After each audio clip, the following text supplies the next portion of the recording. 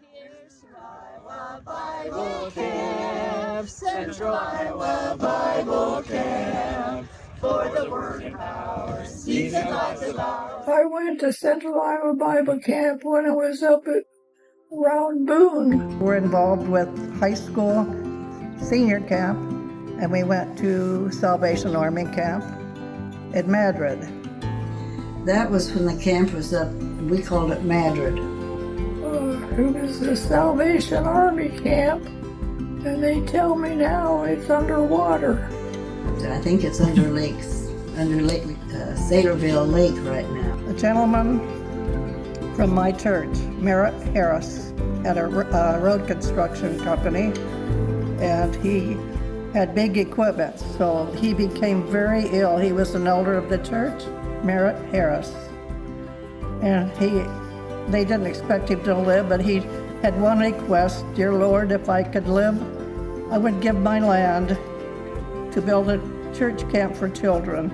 And he lived, and that happened. He cleared all the trees and became a camp for the children. Each church was responsible for building a cabin.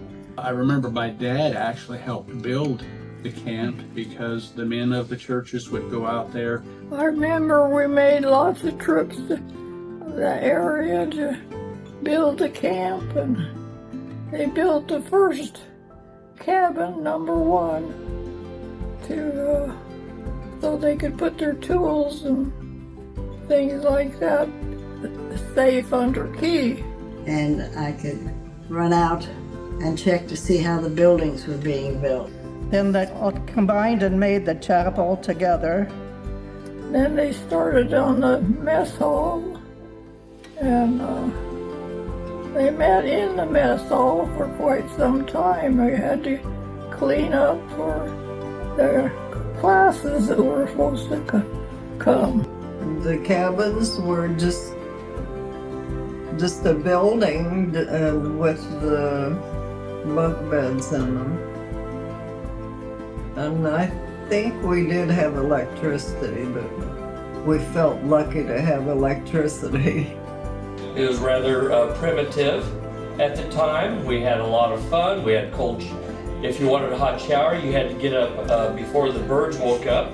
I remember about the only building at that time were the cabins and the dining hall, which also served as the chapel. The chapel hadn't been built yet.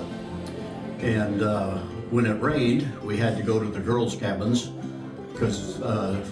for classes because there wasn't any other place to go.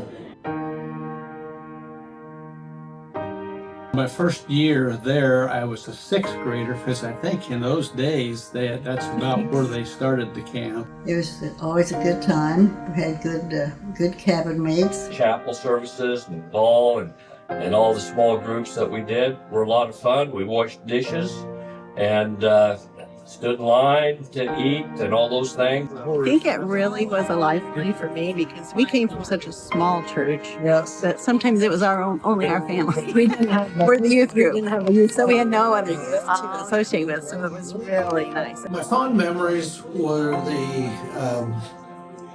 dedication to Christ, the forming of Christian relationships that last a lifetime. Because of that connection with other youth and the teaching, they got young Bible minister students, to preach for the evening sermons, and that was really exciting. That was the time in my life when I realized I need to be serious about my faith. An eye-opening experience to be with other kids, to stay in the cabin. There's just an impact that camp will have on people when you're together like that. I think very valuable part of your life.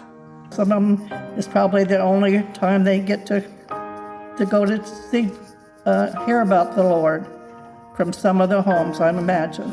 I don't know where I would be if it was not for church camp. A lot of years since the beginning.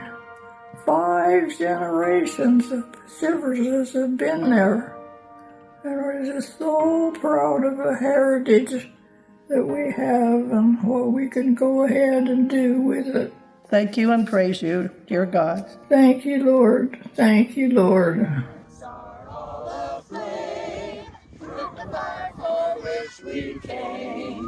For the happy things we've done and for the fellowship and fun we caused to praise His name.